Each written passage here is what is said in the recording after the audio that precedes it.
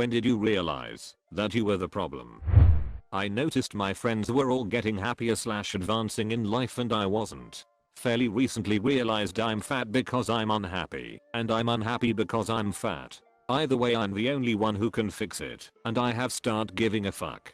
Recently, whenever I'm angry at my girlfriend and discussing it with her, all she does is apologize. Over and over again.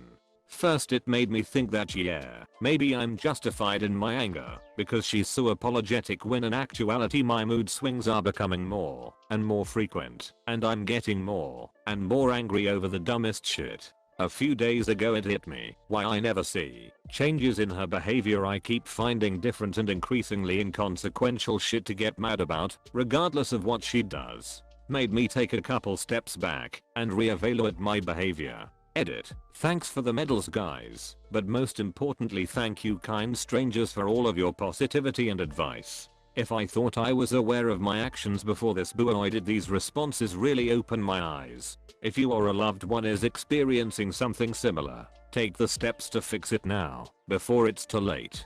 I'm extremely fortunate to have such a patient and loving girlfriend, who makes all of this possible. I really can't express how much she makes all of this possible. It's only through her patience and our many discussions about it that we've had breakthroughs. Love yourself and others unconditionally and surround yourself with others that do too, and changes will start to take hold.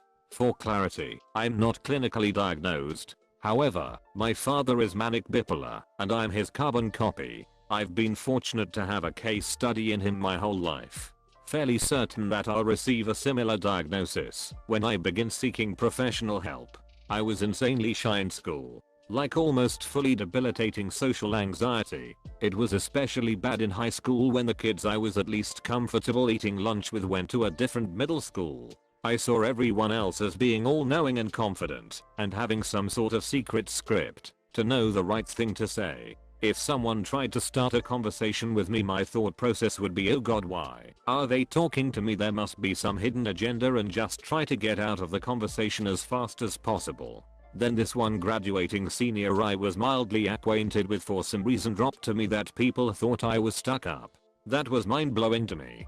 Couldn't everyone tell that they were the confident ones and I was terrified of them? Well no, they couldn't. It was an epiphany that wow, other people are actually worried about what I think of them, just like I'm worried about what they think. And if you avoid talking to people, that's actually hurtful. It took me losing 5 really good friendships because they all stopped talking to me to realize I was the one who stopped talking to them because of fear.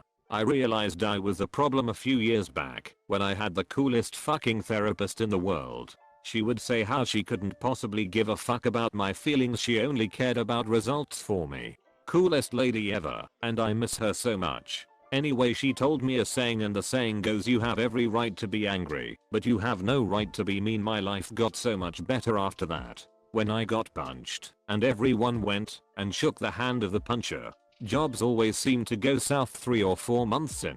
My best friend used to joke that I was creepy, pathetic, and worthless. Then one night they got drunk and confessed they had really meant it all the time. I decided I needed a new best friend and went out and found one. After about a year they let me know I was needy, boring, pathetic, and worthless. Second time was the charm. I was really drunk one night, laying in bed trying to sleep, but all I could hear was insane traffic noise. Sometimes I can hear the road through my window, but this was crazy. Sirens, people shouting, tires rumbling. I couldn't understand what they were saying, but the shouting got louder and louder. I opened my eyes to look outside and see WTF was going on. All I can make out is a police car blocking the road and a policeman running towards me. I'd fallen asleep on a mini roundabout.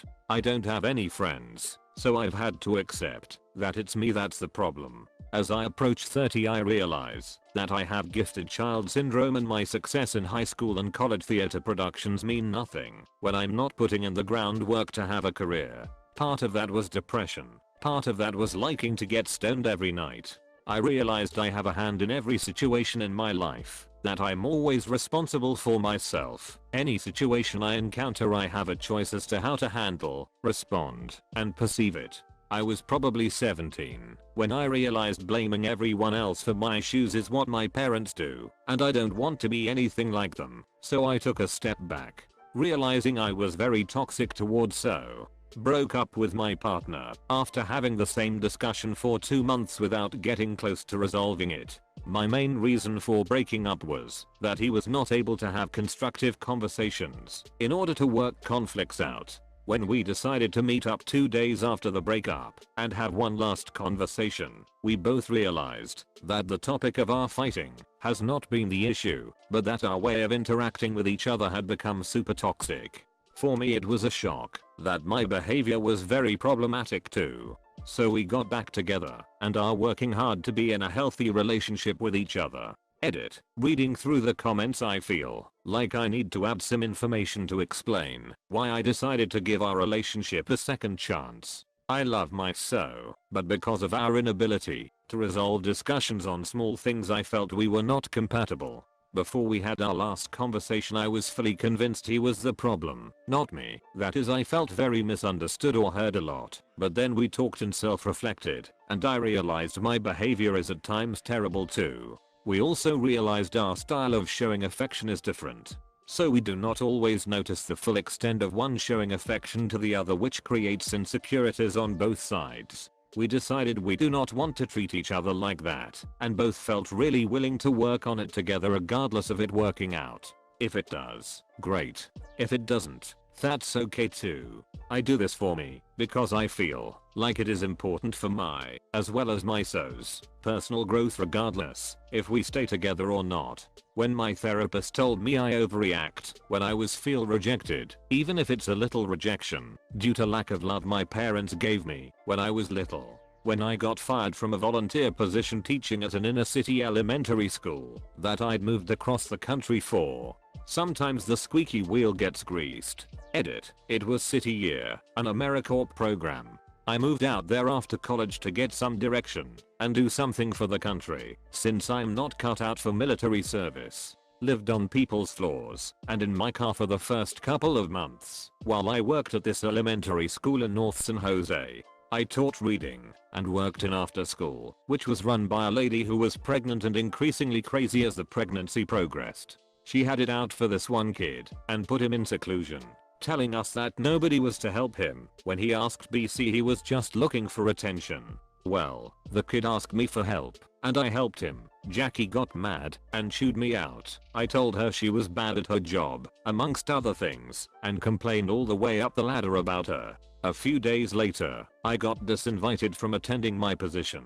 City Year told me that if I worked a 40-hour week at another volunteer position while everybody else went to the national convention in Boston, I'd be able to finish out the last 2 weeks and get my educational stipend, since I'd already completed the required number of hours. I did the 40 hours working at the San Jose Housing Consortium, but when they got back, they dismissed me anyway. Should've just kept my head down and shut up and finished it out quietly. Hard lesson, but fuck City Year anyway. I'm admittedly still working on this. I had a huge amount of childhood trauma and abuse and cut the obvious abusers off in my teens. The real progress didn't happen until I cut off the less obvious toxic people as well as the people making excuses for them. After I stopped allowing others to mistreat me, that's when I realized I was making myself unhappy. For a long time, I thought I'd learned that I was the reason for my unhappiness, but I still continued to complain and make excuses for not doing what I wanted and being who I wanted to be. It felt impossible to stop indulging in self-pity. It's taken a lot of practice to learn to identify when I'm entertaining that victim thought process as it starts. I still slip up sometimes, but I've gotten a lot better at it. I've gone from crying every day and calling out of work at least every 2 weeks to, if anything, a 5 to 10 minute pep talk in my head when I start feeling down. If someone had told me 3 years ago that I'd be as content as I'm now, I never would have believed them. I feel like an actual person with interests and hobbies. I'm learning who I am, and I'm starting to really admire who that is. I can enjoy myself when I'm alone, and most days I'm truly grateful for my life. I feel like I probably ended up a bit off topic with this, but I'm posting anyway lol. I'm very lazy and my husband does a lot of housework and watching our child. I sleep a lot. The reason behind this is depression. I'm not just trying to be an asshole, but I seriously feel incapable of doing anything on some days. Well, we got into a fight once because he was saying that he is overwhelmed and could I just do the dishes because that would help. I was arguing, don't you understand that I just don't feel capable of doing the dishes? After that argument I was sitting there thinking about it and realized the toll I was taking on him. I also realized how bad my depression had gotten. Got up and did the dishes and made a therapist appointment the next day. I've been doing the dishes every day since. It's small and I still need to help more, but I finally realized that I was the problem. It hurt, man. It really hurts to realize that.